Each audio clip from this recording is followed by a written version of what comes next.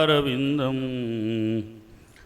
मुखारविन्दे विनिवेशयन्तं वटस्य पत्रस्य पुटे शयानं बालं मुकुन्दं मनसा स्मरामि।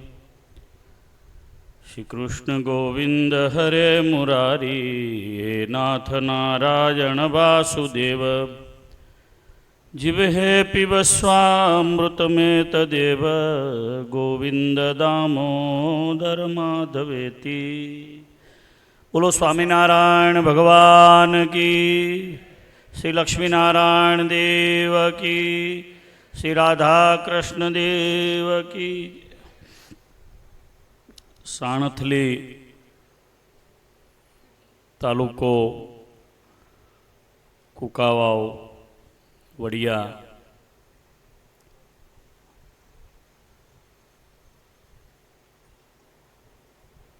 एनु आजे दिव्य सद्भाग्य है कि भगवान स्वामीनारायणनु मंदिर आ गाममां निर्माण थयुं। एनी मूर्ति प्रतिष्ठा माटे स्वामीनारायण संप्रदायनी रीत प्रमाणे धर्मधुरंधर श्री लक्ष्मीनारायण देव गादीना आचार्य महाराज राकेश प्रसाद जी महाराज पधार्या। आ गाम आजे मंदिर थवाथी पूज्य महाराज श्रीना पधारवाथी भगवान ने ओळखावनारा भगवान ने भजनारा साधुना पधारवाथी धन्य बनी गयुं। एना दिव्य प्रसंगे सभा में उपस्थित पूज्यपाद आचार्य महाराज श्री अमरा वडील सद्गुरु कोठारी स्वामी देवनंदनदास जी, जूनागढ़ मंदिरना कोठारी पूज्य शास्त्री प्रेम स्वरूप स्वामी, राजकोट मंदिरना महान पूज्य शास्त्री राधारमणदास जी स्वामी ट्रस्टी श्री जूनागढ़, पूज्य शास्त्री चंद्रप्रकाश दास जी स्वामी, पूज्य अक्षर स्वामी, आदरणीय पूज्य हरिकृष्ण स्वामी, मंडलना तमाम संतो, स्नेही सद्गुरुवर्य रामकृष्णदास जी स्वामी, कथा जेवो आपने पीरसी रहा है व्यास स्वरूप पूजनीय शास्त्री जी आनंद स्वामी, संहिता पाठना पवित्र संतो, श्रीजी महाराजना लाडीला यजमानों खूब लांबू अत्रेथी लिस्ट है। सर्वे मंदिर बांधवामां जेमणे सहयोग आप्यो छे एवा सौ भगवत भक्तो, प्रतिष्ठा में जेमणे सहकार कर्यो छे एवा भगवत भक्तो, कथाना यजमान, आचार्य पूजन संत पूजनना यजमान श्रीओ, भाईओ बहनों, सांख्योगी माताओ, आजनो दिवस अति भाग्यशाળી दिवस छे। वैशाख सुधी पांचम छे। आदि शंकराचार्य भगवतपाद श्री शंकराचार्य जी की आज जन्म जयंती है। समग्र भारत में आज थी हजारों वर्ष पहला भगवतपाद शंकराचार्य जीए खूब नानी उमरे अद्वैत सिद्धांतनो प्रचार करी अने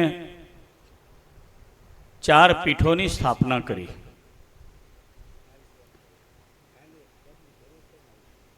चार शंकराचार्य जी पोताना शिष्य ने बनाव्या अने सनातन हिंदू धर्मनु खूब मोटू रक्षणनु कार्य कर्युं। भगवानना अवतारो, भगवानना मोकलेला महापुरुषो ज्यारे पृथ्वी पर पधारे छे त्यारे धर्म संस्थापनार्थाय संभवामी युगे युगे ये सूत्र चरितार्थ थतुं होय छे। भगवतपाद शंकराचार्य जीए भगवान बद्रीनारायण की मूर्ति अलकनंदानी अंदर દુષ્ટોએ નાખી દીધી હતી. અતિ પ્રયત્નપૂર્વક સમાધિસ્થ અવસ્થામાં જઈ અને ભગવાન શંકરાચાર્યજીએ એ મૂર્તિનું પુનઃ પ્રતિષ્ઠાનું દિવ્ય કામ બદ્રીનારાયણ ભગવાનને પુનઃ ગંધમાદન પર્વત ઉપર સ્થાપવાનું કામ કર્યું. ભારતની આપણે સર્વે હિન્દુ પ્રજા એમના ઋણમાંથી ક્યારેય મુક્ત નહીં થઈ શકીએ એવો આજનો આ પવિત્ર દિવસ છે એમની જન્મ જયંતિનો. એમના જન્મ જયંતિના પવિત્ર દિવસે જ મેં કહ્યું એમ ભગવાનના અવતારો આ પૃથ્વી ઉપર જ્યારે થાય છે ત્યારે ધર્મની સંસ્થાપના અર્થે થાય છે. સ્વામિનારાયણ ભગવાનનું પ્રગટ થવાનું પણ એ જ માર્ગે છે. ભગવાન પ્રગટ થયા તો ધર્મ સંસ્થાપના અર્થ આયા. સ્વામિનારાયણ ભગવાને ધર્મનું સંસ્થાપન કર્યું. દારૂ માંસ છોડો, ચોરી છોડો, અનીતિ છોડો, જુગાર છોડો, પવિત્રપણે રહી નાય ધોઈ દરરોજ પ્રાતઃ પૂજા કરી ભગવત કાર્ય કર્યા પછી વ્યવહારિક કામ કરો વગેરે ઉપદેશો આપી અને આજથી 200 વર્ષ પહેલા આ દિવ્ય સંપ્રદાયની સ્થાપના કરી. અને આજે એ સંપ્રદાયનું અદ્ભુત મંદિર, સુંદર મજાનું મંદિર ભગવાન જેમાં પધાર્યા છે. અને સંપ્રદાયની રીત પ્રમાણે મેં પહેલાં કહ્યું એમ આચાર્ય મહારાજના હાથે સ્વામિનારાયણના સંપ્રદાયમાં સ્વામિનારાયણ ભગવાનના વંશજ આચાર્ય શ્રી જે મૂર્તિની પ્રતિષ્ઠા કરે છે, મૂર્તિ ધ્યાન કરવા યોગ્ય થાય છે, પૂજવા યોગ્ય થાય છે, ન્યાયે ભગવાનના સંતોએ અતિ મહેનત કરી.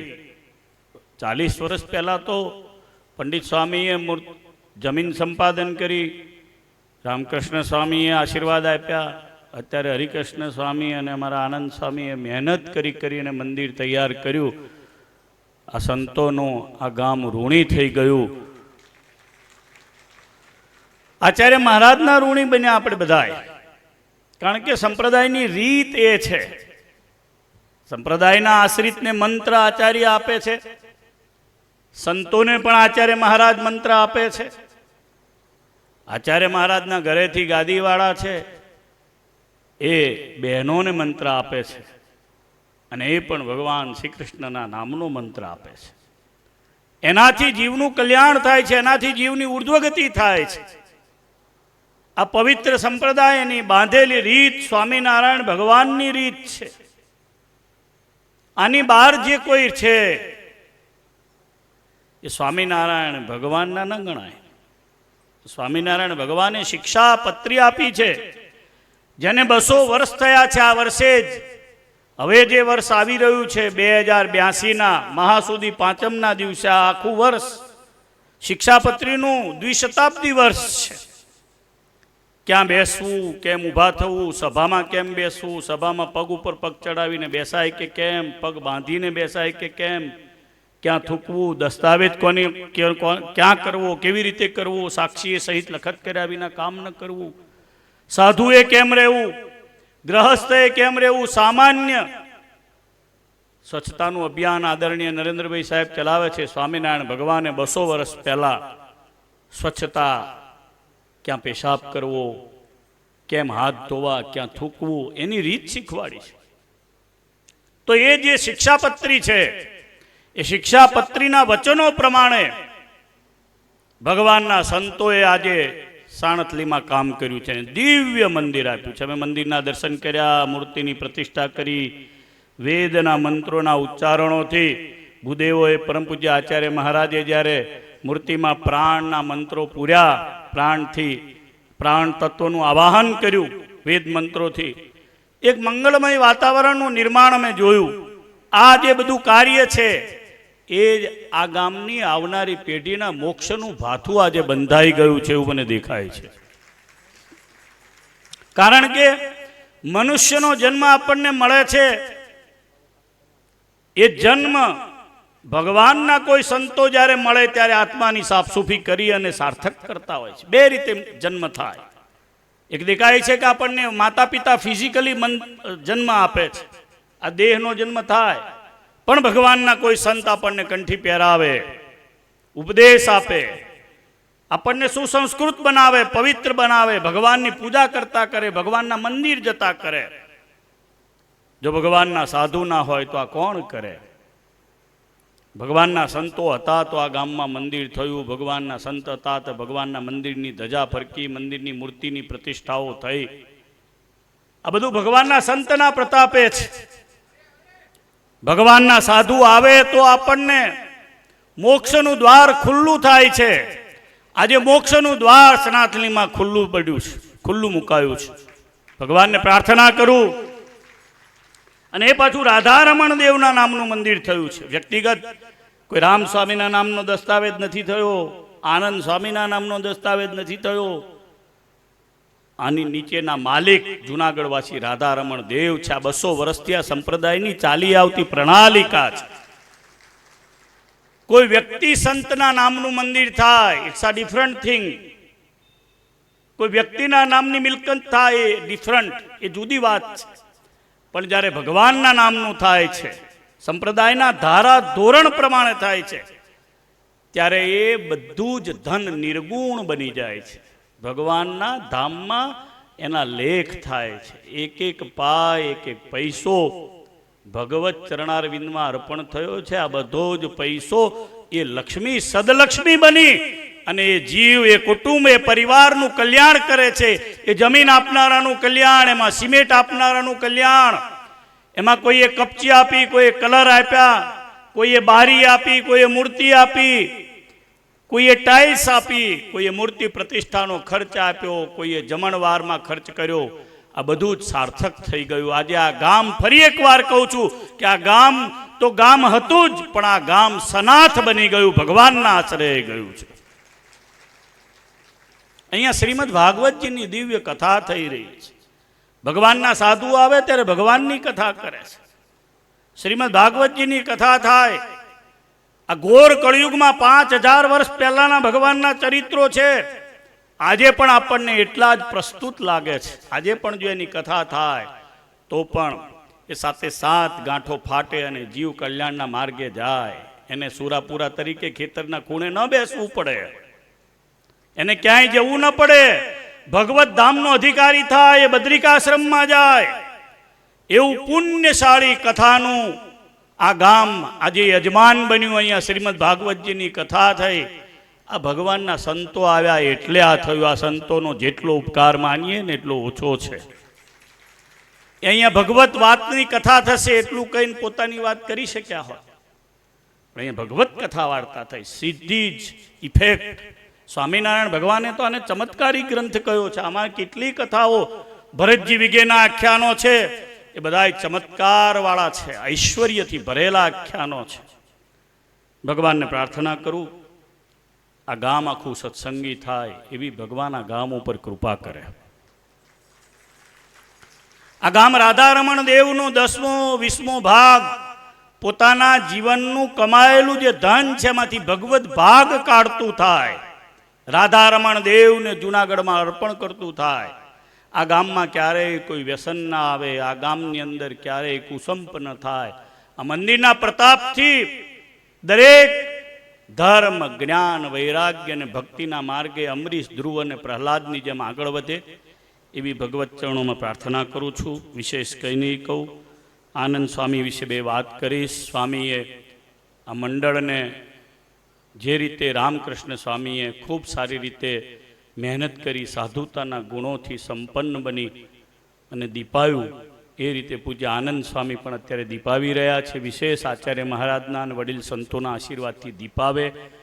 હજુ તેમના હાથે ઘણા બધા મંદિરો થશે. આ 22 મંદિરો થયા છે. મહાપુરુષના સ્વામીએ એ જમાનામાં 46 મંદિરો કર્યા, જ્યારે કશું કોઈ ઇન્ફ્રાસ્ટ્રક્ચર નહોતું. ત્યારે સંત ધારે તો શું ના થાય, બધું જ થઈ શકે છે. એક સંત ધારે તો સ્વામી વિવેકાનંદ જેવું સત્કાર્ય કરી શકે છે. ખાલી એને વિચારવાનું છે કે ઉત્તિષ્ઠત જાગૃત વનાન નિબોધયત, મારે શું કરવાનું છે, હું શું કરવા આવ્યો છું, શું કરી રહ્યો છું, આટલું જ જો વિચારે તો એ સતત ચરેવેતીની જેમ કામ કરી શકે છે. પૂજ્ય રામ સ્વામીને આપણે હાથ ઊંચા કરી તાળીઓના નાદથી વધાવીએ, વંદન કરીએ. આવા સંત કળિયુગમાં મળે ને સતત ભગવત ચિંતન, ભગવદ આરાધન, જીવનમાં અજાત શત્રુતા. મેં આવા સંતો બહુ ઓછા જોયા છે મારા 45 વર્ષના સાધુ જીવનમાં. ક્યારે કોઈની મારા તારી નહીં, સતત ભગવત ચિંતન. એમની આગળ વચનામૃત હોય, ભક્ત ચિંતામણી હોય, અખંડ વંચાતી હોય. ભગવાન રાધા રમણ દેવના વફાદાર સાધુ રહી આખી જિંદગી જીવ્યા, એ પણ નિષ્કલંક જીવન જીવ્યા છે. આવા સંતો સંપ્રદાયની શોભારૂપ છે. આવા જ સંતો પરમ ભાગવત સંત છે. નિર્માન મોહા જીતસંગ દોષા અધ્યાત્મ નિત્યા વિનિવૃત્ત કામા દ્વંદેર વિમુક્તા સુખ દુઃખ સંજ્ઞે ગચ્છંત મૂઢા પદમવ્યમ તત્. 15મો અધ્યાય શ્રીમદ ભગવદ્ ગીતાજીનો, એમાં જે સંતના લક્ષણ કયા છે ને એ બધા જ લક્ષણો સદગુરુ જેને કહેવાય, બ્રહ્મનિષ્ઠ સંત જેને કહેવાય, એ બધા લક્ષણો રામકૃષ્ણ સ્વામીમાં છે. એ આ વિસ્તારનું સદભાગ્ય છે કે આવા સંત, એમના આશીર્વાદથી મંદિર તૈયાર થયું. એ માર્ગે નીલકંઠ સ્વામી, નવા જે સંતો છે બધા ચાલે.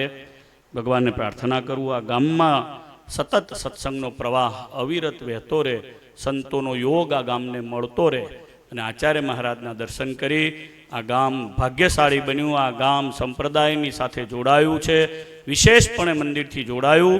તો હે સ્વામિનારાયણ ભગવાન, પરમ કૃપાળુ પરમાત્મા, વડતાલવાસી લક્ષ્મીનારાયણ દેવ, હરિકૃષ્ણ મહારાજ, સારંગપુરવાસી કષ્ટભંજન દેવ, હનુમાનજી મહારાજ, આપ સર્વેનું સર્વ પ્રકારે મંગળ કરે. જેણે જેણે ધન આપ્યું છે આ મંદિરના સત્કાર્યમાં, મંદિર જમીન બાંધવાથી લઈ પૂર્તિ પ્રતિષ્ઠામાં, એ તમામને અનંત ગણી સદલક્ષ્મી વડતાલવાસી લક્ષ્મીનારાયણ દેવ આપે, જેથી સત્સંગના કાર્યોમાં, આવી કથાઓમાં બધા વાપરી શકે. એટલી હૃદયથી પ્રાર્થના કરીને વિરમું છું. સૌને ભાવથી જય સ્વામિનારાયણ.